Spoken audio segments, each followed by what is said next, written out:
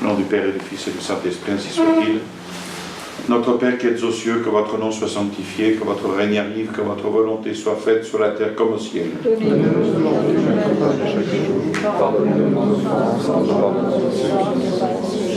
Et ne nous laissez pas succomber à la tentation, mais délivrez-nous du mal, ainsi soit-il. Saint Pédis, au nom du Père et du Fils et du Saint-Esprit, ainsi soit-il. Alors nous abordons la deuxième partie de cette encyclique de Pie XI sur le Christ roi. La deuxième partie traite de la nature et de l'importance de cette royauté.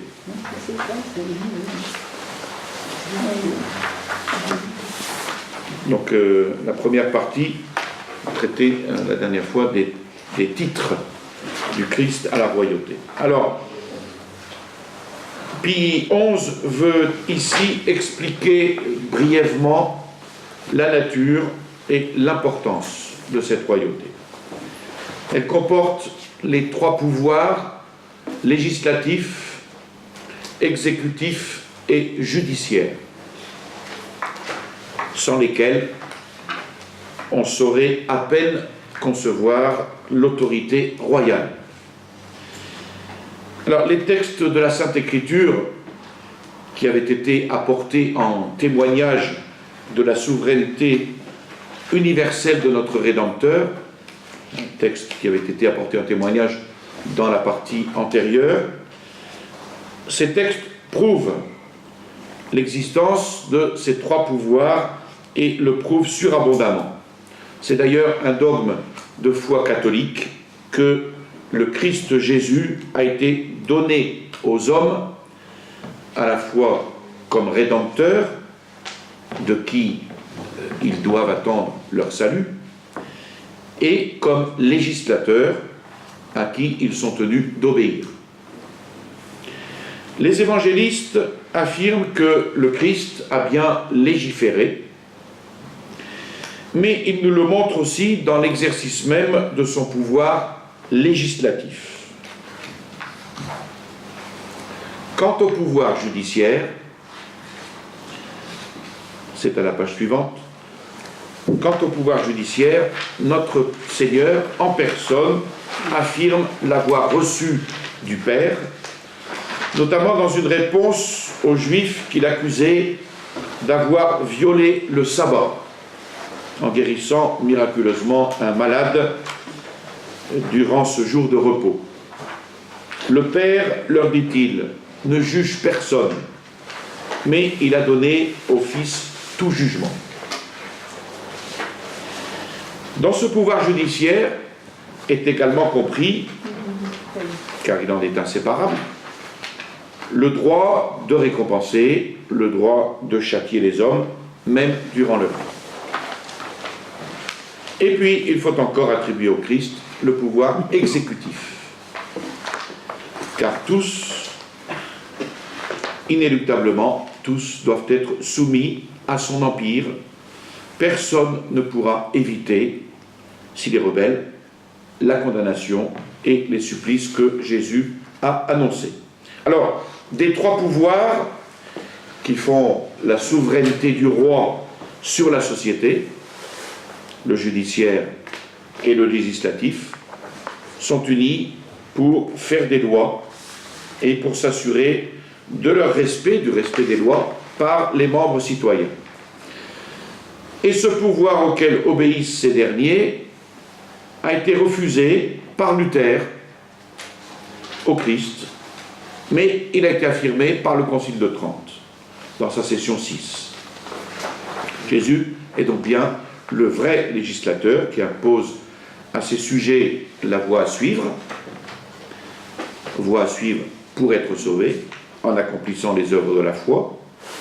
Alors, bien entendu, cette division tripartite, sous la plume de Pie XI, n'est pas, il faut bien le comprendre, n'est pas une approbation des pouvoirs, une approbation de la séparation des pouvoirs à la Montesquieu. À tous ceux qui observent ces préceptes, notre Seigneur déclare en diverses occasions et de diverses manières, qu'ils prouveront ainsi leur amour pour lui, leur amour envers lui, et qu'ils demeureront en son amour. Alors, ce court paragraphe concerne le gouvernement divin, auquel personne n'échappe, et qui réalise concrètement la providence ou le plan conçu en Dieu pour ses créatures.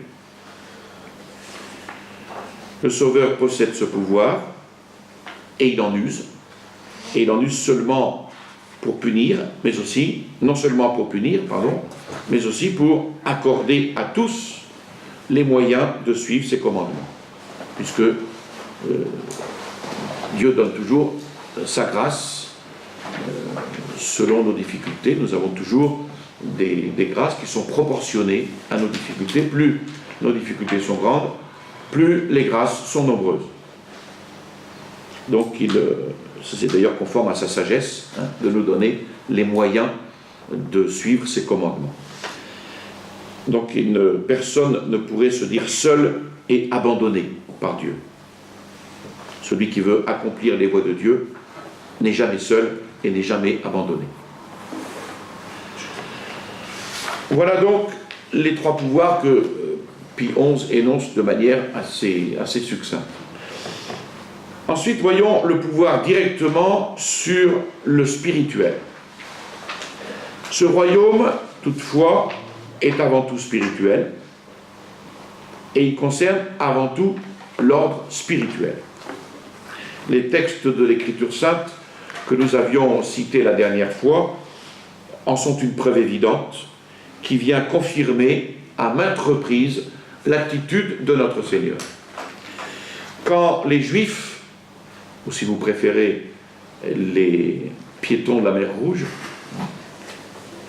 quand les Juifs et même les apôtres s'imaginent à tort que le Messie affranchira son peuple et restaurera le royaume d'Israël, il détruit cette illusion et il leur enlève ce vain espoir. Quand la foule qui l'entoure veut, dans son enthousiasme, le proclamer roi, il se dérobe. Il se dérobe à ce titre, il se dérobe à ses honneurs par la fuite et en se tenant caché. Devant le gouverneur romain, encore, il déclare que son royaume n'est pas de ce monde. Et dans ce royaume tel que nous le dépeignent les évangiles, les hommes se préparent à entrer en faisant pénitence. Personne ne peut y entrer sans la foi, sans le baptême.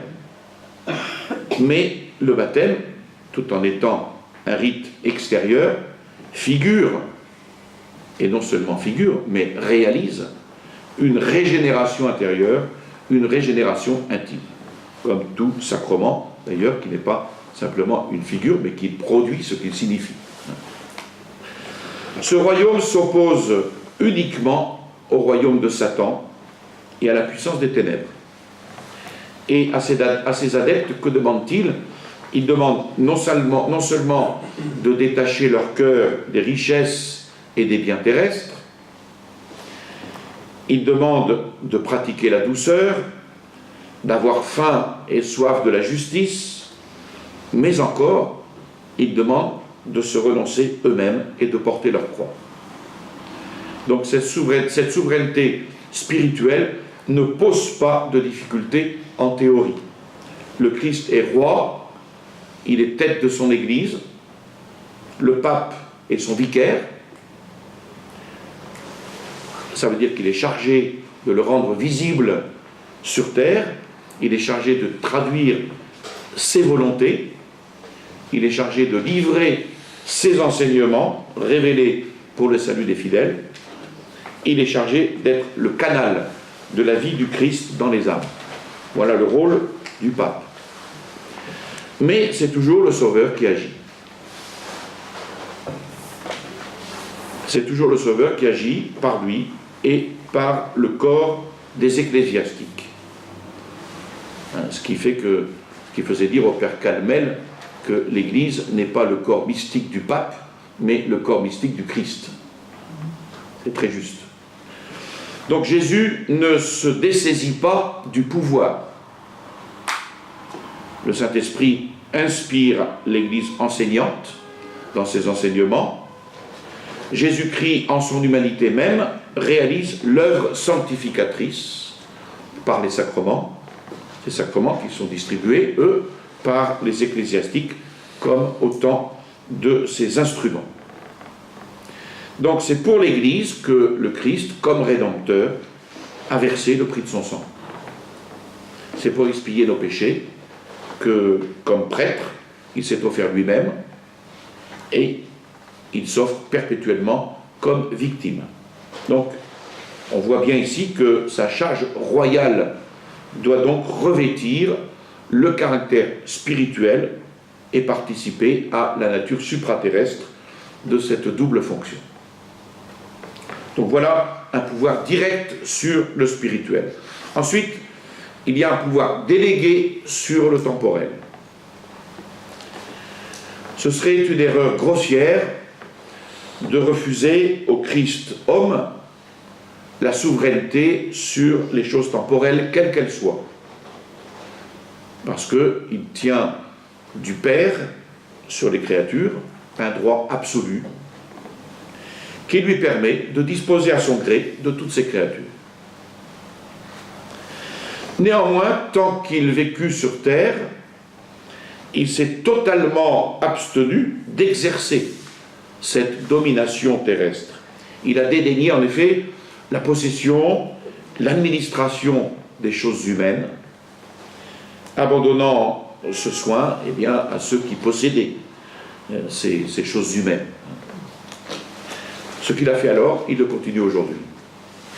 Et cette pensée, elle est très bien exprimée dans la liturgie, cette pensée du pouvoir délégué sur le temporel.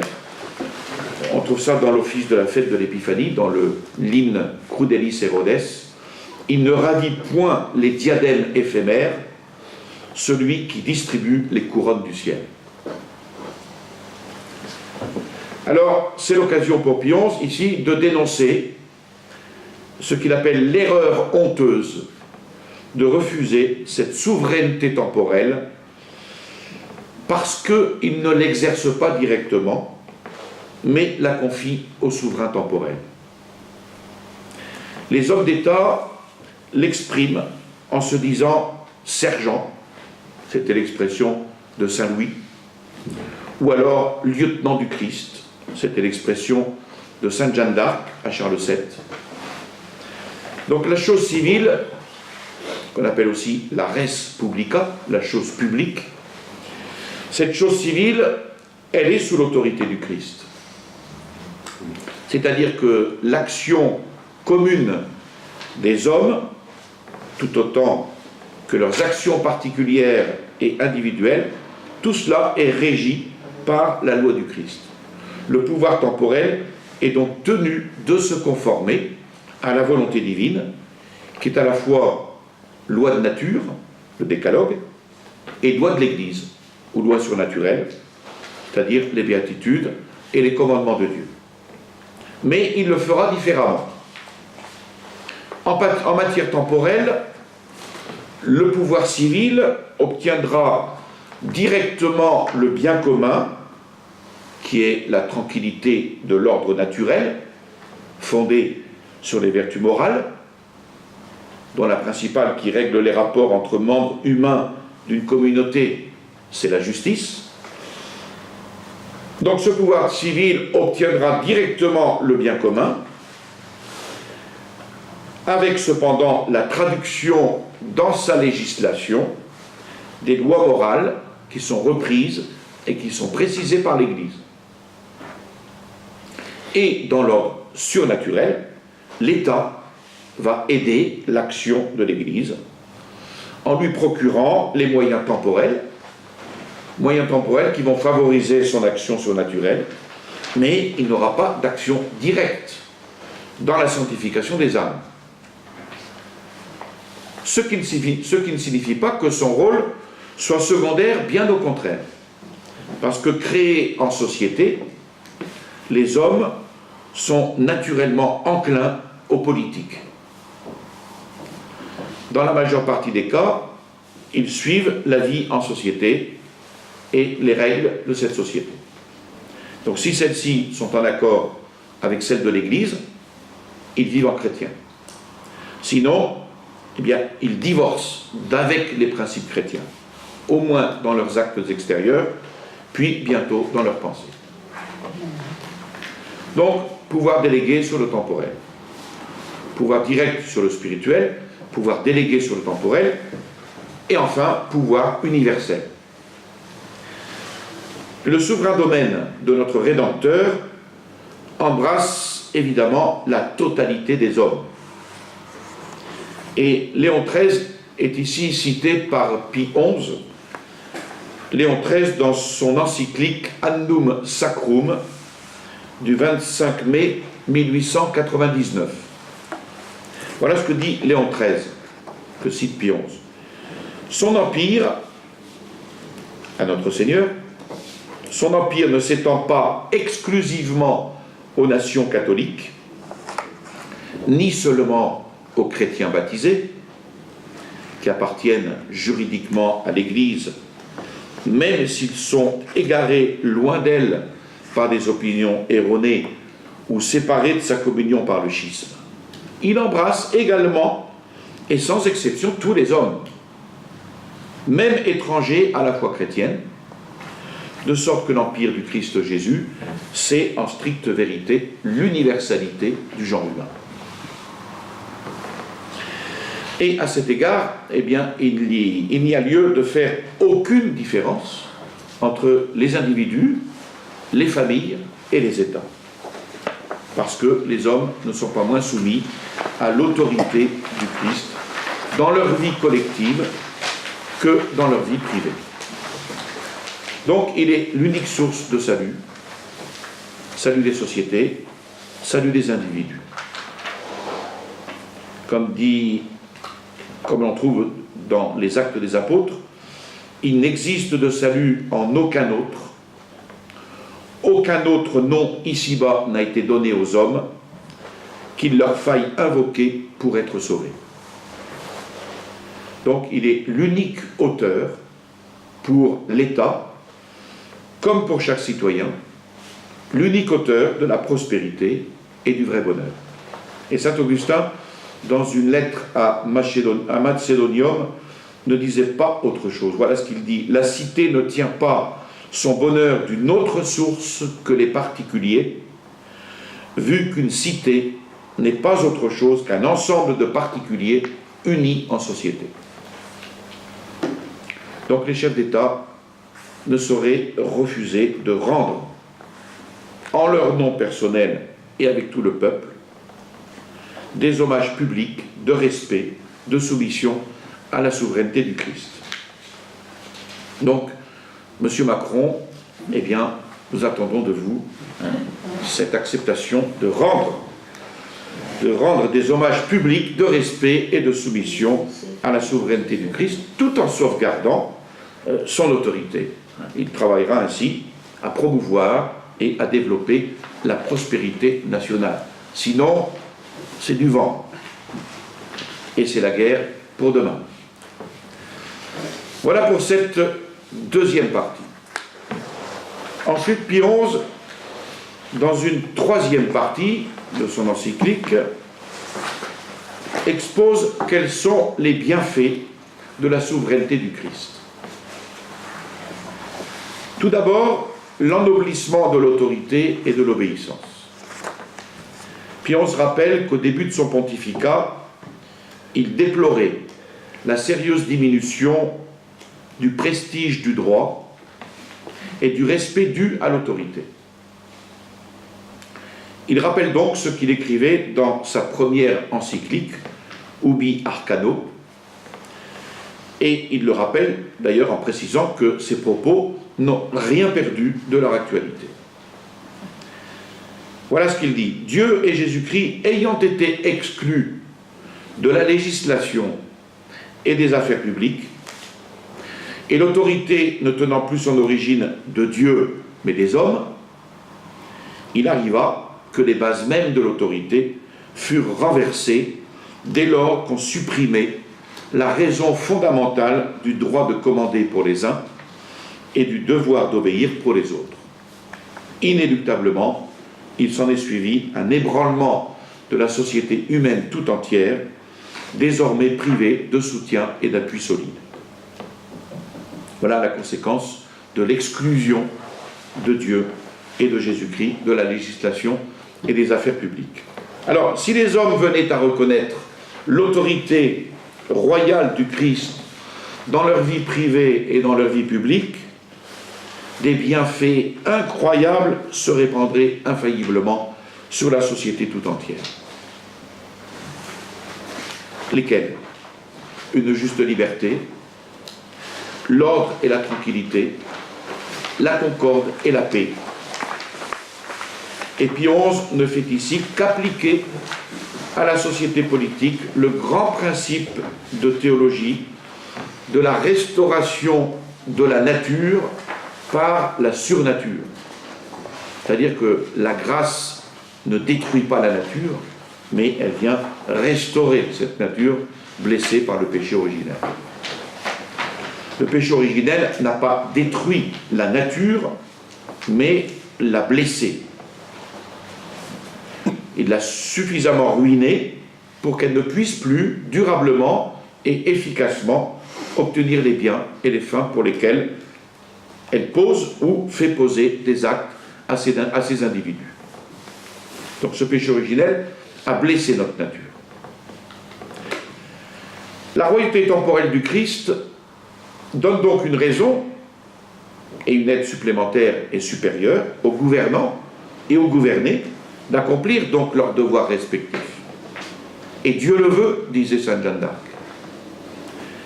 Alors certes, dans l'ordre naturel, déjà, le décalogue, le 4e commandement, exprimait cette volonté divine que les supérieurs soient obéis comme traducteurs des volontés de Dieu, mais par le Christ roi, cette assimilation se place à un niveau transcendant qui est celui de la rédemption, l'ordre naturel. La cité politique et toutes ses dimensions, politiques, culturelles, économiques, familiales, cette cité politique et toutes ses dimensions se trouvent récapitulées. Elles se trouvent finalisées par un bien commun. Un bien commun qui est supérieur et qui est la réalisation du corps mystique plénier du Christ que saint Paul appelle le plérome. Donc la tranquillité de l'ordre politique n'est plus une fin ultime qui absorberait toute activité humaine, elle est rendue instrument de la sanctification des âmes. C'est pour ça qu'on ne peut pas séparer cet ordre, c'est dans l'Église de l'État par exemple, ou dire que séparer la religion et la politique. Non, parce que la tranquillité de l'ordre politique, elle n'est plus une fin ultime, en effet, qui absorberait toute activité humaine, mais elle est un instrument, elle est rendue comme un instrument de la sanctification des âmes. C'est pour ça qu'on ne peut pas séparer, qu'on distingue, oui, mais qu'on ne sépare pas. Donc tout en ayant un vrai et propre bien commun dont il est souverain, le pouvoir temporel est surélevé à l'état d'aide extérieure et collaborateur de l'Église pour l'obtention généralisée, facile, rapide de la finalité surnaturelle. Ainsi s'explique que l'Église n'hésite pas à sacraliser la fonction royale. Et on comprend donc le sens du sacre des rois, il se trouve là.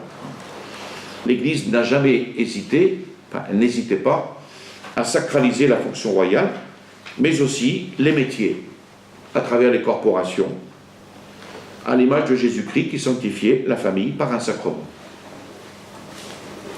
Et saint Paul résume aux Romains, il n'y a pas de pouvoir qui n'émane de Dieu. Donc, en imprimant à l'autorité des princes, à l'autorité des chefs sacrés, des chefs d'État, un caractère sacré, la dignité royale de notre Seigneur ennoblit du même coup les devoirs et la soumission des citoyens.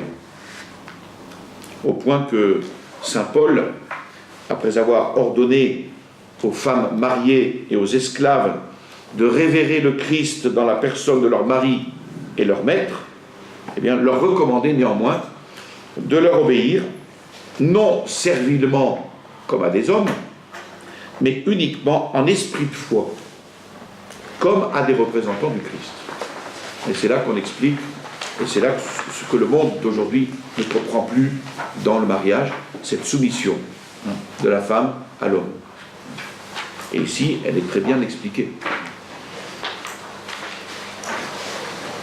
Car il est honteux, quand on a été racheté par le Christ, d'être soumis servilement à un homme, servilement. Comme dit saint Paul, vous avez été rachetés à un grand prix, ne soyez plus soumis servilement à des hommes. Donc si les princes et les gouvernants légitimement choisis étaient persuadés qu'ils commandent bien moins en leur nom propre qu'au nom et à la place du divin roi, il est évident qu'ils useraient de leur autorité avec toute la vertu et toute la sagesse possible, ce qui est loin d'être le cas. Parce que justement, ils ne commandent plus en nom et place du divin roi, mais ils commandent en leur propre nom. Donc dans l'élaboration et dans l'application des lois, alors là aussi, quelle attention ne donnerait-il pas au bien commun et à la dignité humaine de leurs subordonnés? Et quand je parle ici de dignité humaine, il faut évidemment préciser aujourd'hui. Il faut préciser à propos de dignité humaine que la vraie dignité pour l'homme, c'est d'être appelé gratuitement à la vie éternelle, bienheureuse, par la vision de Dieu, face à face. Et cette dignité pour l'homme se réalise par la grâce. Grâce qui fait correspondre les actes du fidèle à la volonté de Jésus-Christ connue par l'Église. Ainsi, les grands saints, par exemple, eh bien, sont les plus dignes dans le royaume céleste, la Vierge Marie en premier. Donc on peut parler de dignité opérative, de dignité méritée par nos actions vertueuses. Au contraire, les criminels perdent leur dignité en ayant abusé de leur libre arbitre qui les fait agir contre la loi de Dieu. Et c'est d'ailleurs ce que saint Thomas explique pour justifier la peine de mort. La perte de la dignité du criminel par son acte. Alors cette dignité d'enfant de Dieu, elle n'a rien à voir avec la dignité proclamée par les droits de l'homme. Rien à voir. Cette dignité, soi-disant proclamée par les droits de l'homme, veut que tout homme soit digne par sa nature nantie de la liberté. Donc, quels que soient ses actes, bons ou mauvais, et qu'il y ait obligation à le laisser libre au maximum pour sauvegarder cette dignité, dût-il mettre à feu et à sang la société ou se perdre éternellement. Donc, il ne s'agit pas du tout de cette dignité des droits de l'homme. Il s'agit de la dignité qu'on appelle dignité ontologique, c'est-à-dire donnée par l'être. Et malheureusement, Vatican II s'est appuyé sur cette dignité d'homme libre pour justifier la liberté religieuse dans Dignitatis Humanae, qui fera certainement l'objet un jour d'une conférence sur cette question de la liberté religieuse.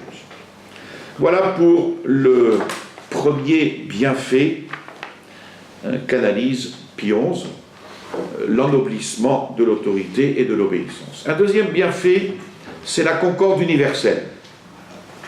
Alors, on verra l'ordre et la tranquillité s'épanouir et se consolider. Toute cause de révolte se trouverait écartée. Tout en reconnaissant dans le prince et les autres dignitaires de l'État des hommes comme les autres, ses égaux par la nature humaine, en les voyant même pour une raison ou pour une autre incapables ou indignes, le citoyen ne refuserait point pour autant de leur obéir quand il observerait qu'en leur personne s'offre à lui l'image et l'autorité du Christ, Dieu et homme.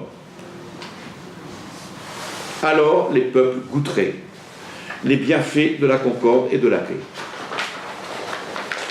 Plus loin s'étend un royaume, plus il embrasse l'universalité du genre humain.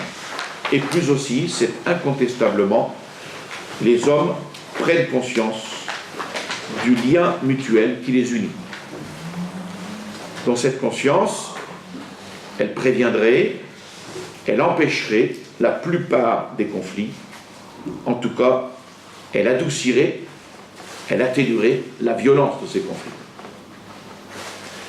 Alors pourquoi donc, si le royaume du Christ s'étendait de fait comme il s'étend en droit à tous les hommes, pourquoi désespérer de cette paix que le roi pacifique est venu apporter sur la terre?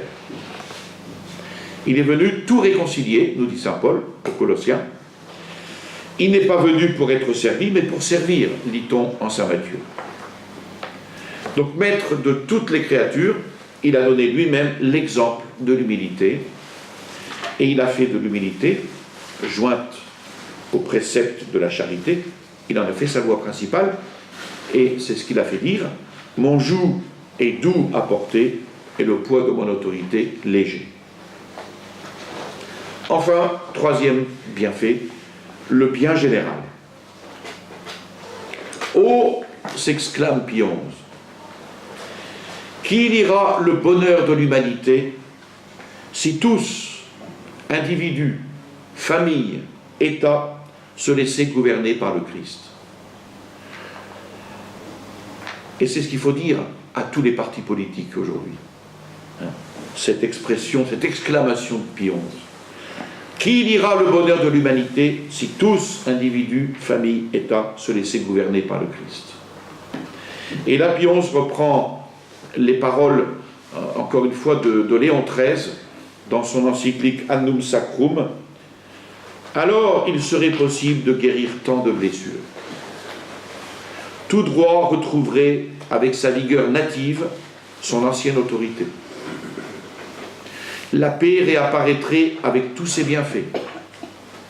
Les glaives tomberaient et les armes glisseraient des mains le jour où tous les hommes accepteraient de bon cœur la souveraineté du Christ, obéiraient à ses commandements et où toute langue confesserait que le Seigneur Jésus-Christ est dans la gloire de Dieu le Père.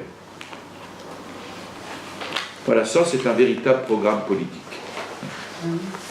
producteur de paix. Enfin, une quatrième partie de l'encyclique: quels sont les moyens de préserver ces bienfaits? Nous avons vu quels étaient les bienfaits. Maintenant, quels sont les moyens de préserver ces bienfaits? D'abord, la liturgie. En effet, pour que la société chrétienne bénéficie de tous ces précieux avantages, pour que cette société chrétienne conserve ces avantages, il faut connaître le plus possible la doctrine de la dignité royale de Jésus-Christ. Or, Pie XI dit qu'aucun moyen ne semble mieux assurer ce résultat que l'institution d'une fête propre et spéciale en l'honneur du Christ roi. Ça peut paraître surprenant à première vue de croire que le moyen de préserver tous les bienfaits qu'on a vus, c'est l'institution d'une fête du Christ roi. Il explique pourquoi. Elle serait, cette fête du Christ roi, bien plus efficace que tous les documents du magistère. Pourquoi? Pour pénétrer le peuple des vérités de la foi et pour élever ce peuple aux joies de la vie intérieure. Il estime qu'une fête liturgique serait beaucoup plus profitable, beaucoup plus efficace que tous les documents du magistère. Ça ne veut pas dire qu'il méprise pour autant les documents du magistère, évidemment, Et il explique encore pourquoi. Parce que le magistère touche un petit nombre, les plus cultivés.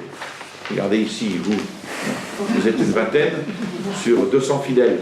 Donc vous êtes parmi les plus cultivés et le petit nombre. Donc le magistère touche le petit nombre et les plus cultivés. Tandis qu'une fête liturgique, eh bien elle touche et elle instruit tous les fidèles. Parce que dimanche, vous ne serez pas seulement la vingtaine ici. Vous serez tous.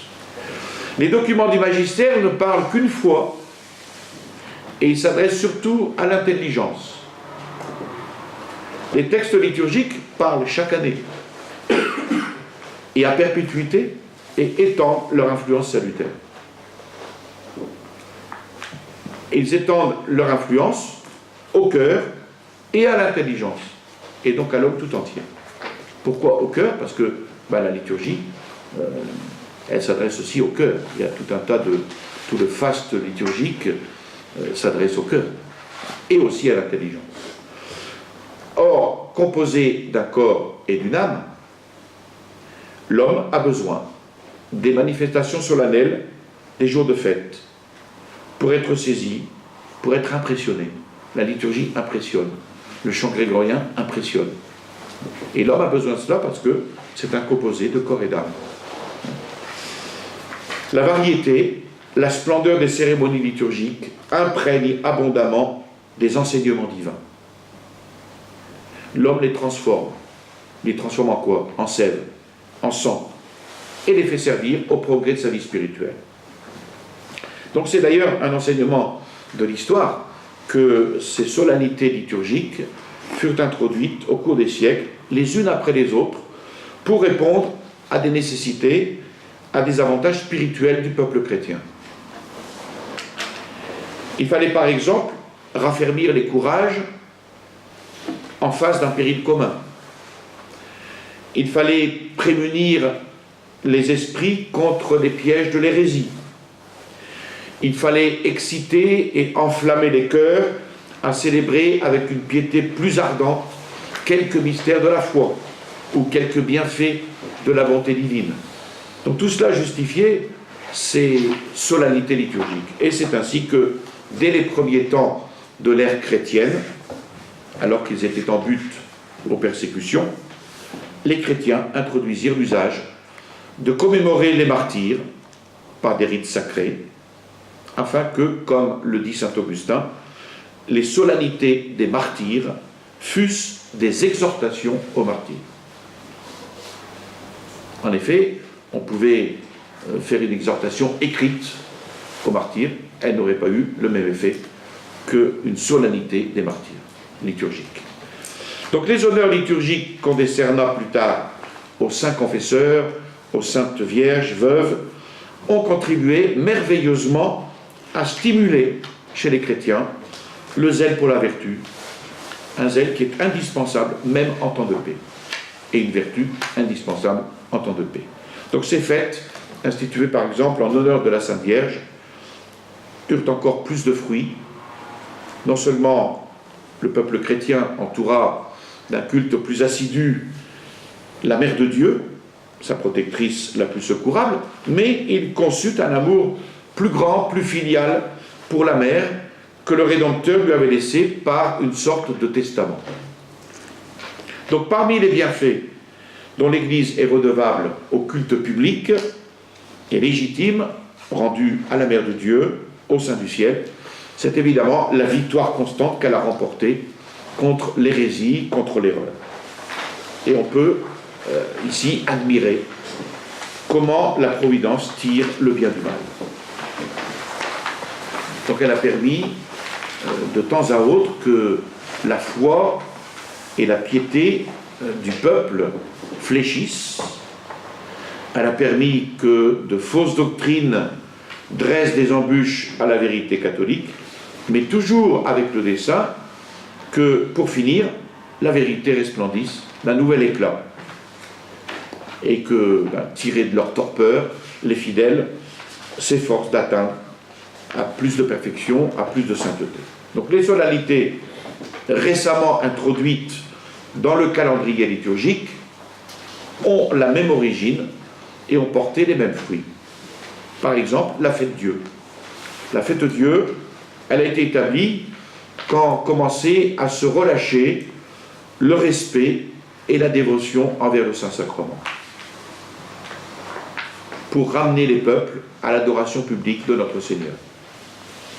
Ou la fête du Sacré-Cœur, qui est assez récente, instituée à l'époque du rigorisme janséniste et contre les tristes doctrines du jansénisme qui abattaient, qui décourageaient les fidèles, qui glaçaient leur cœur, qui bannissaient en eux tout sentiment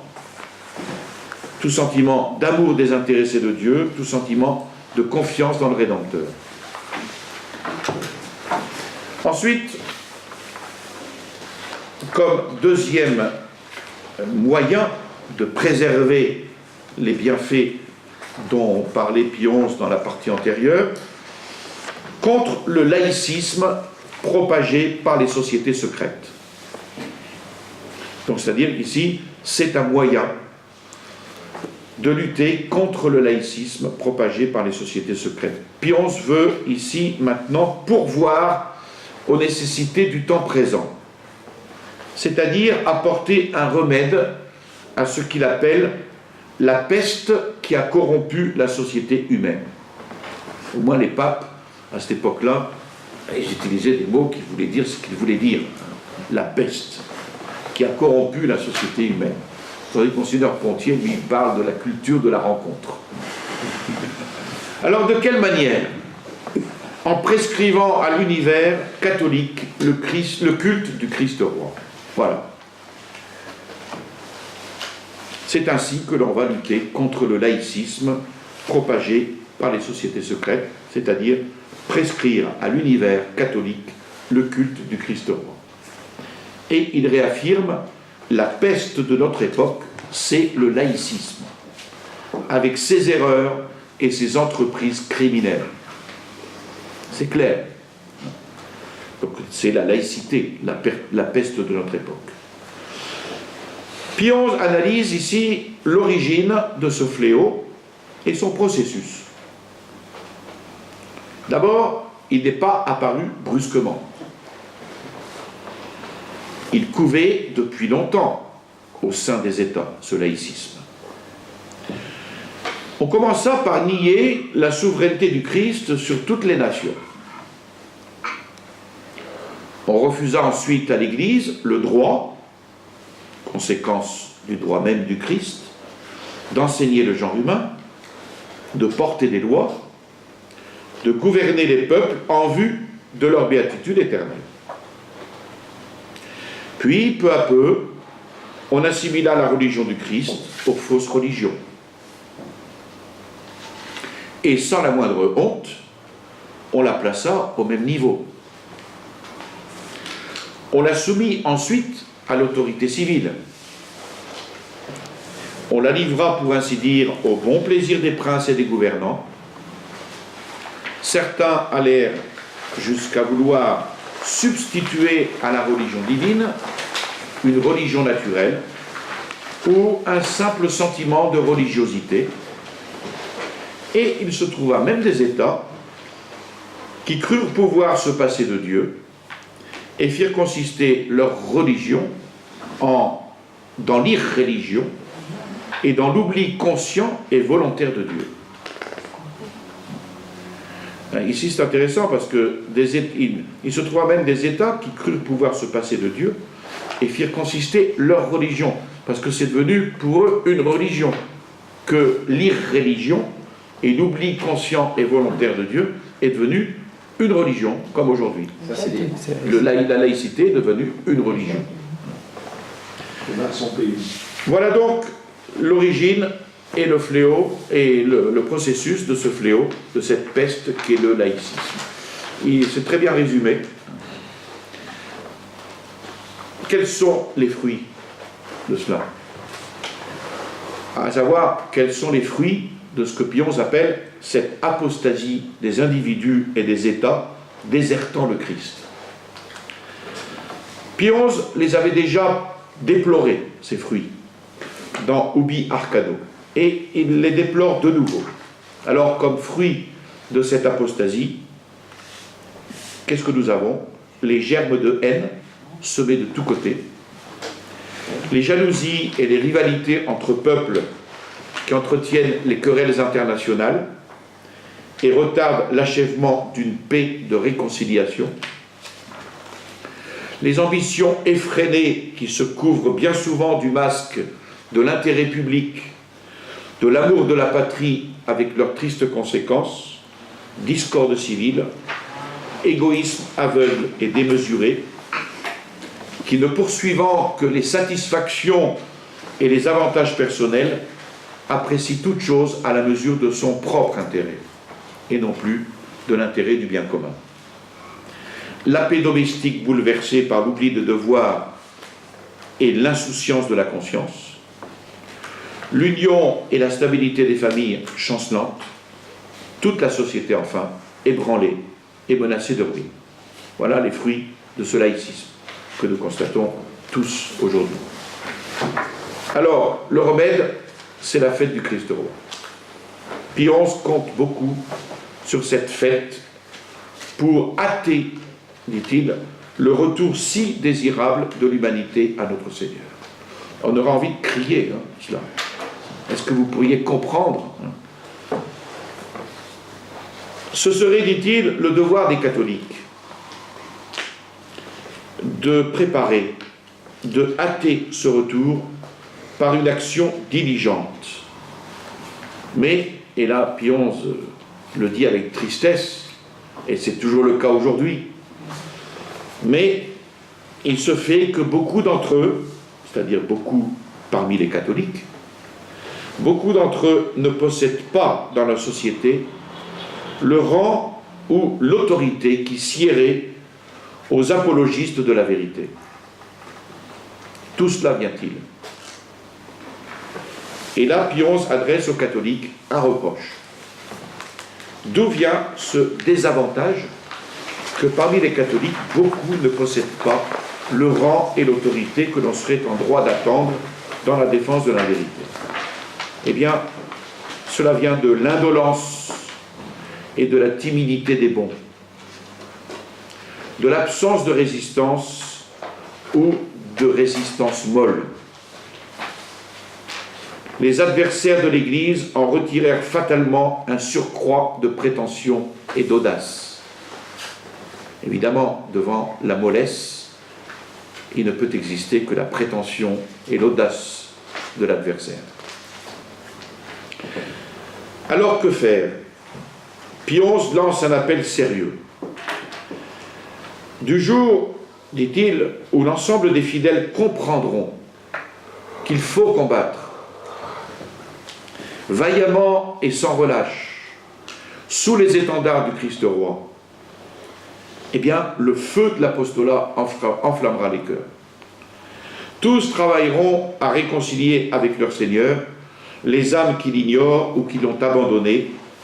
Tous s'efforceront de maintenir inviolés ses droits. Donc, nécessité du combat. Et ce zèle décuplé des fidèles doit s'employer à la restauration des institutions temporelles. Donc, quand on vient nous dire que les catholiques ne doivent pas faire de politique, Pie XI donne la réponse. Ce zèle décuplé des fidèles doit s'employer à la restauration des institutions temporelles qui ont déjà assuré dans l'histoire la prospérité de la civilisation et de l'Église. La conclusion logique et obvie de l'encyclique, elle est de politique chrétienne. Mais curieusement, la lettre n'y est pas. Et puis on se contente, et ça c'est une critique que l'on fait sur justement ce que va être la politique de Pie XI dans certains cas.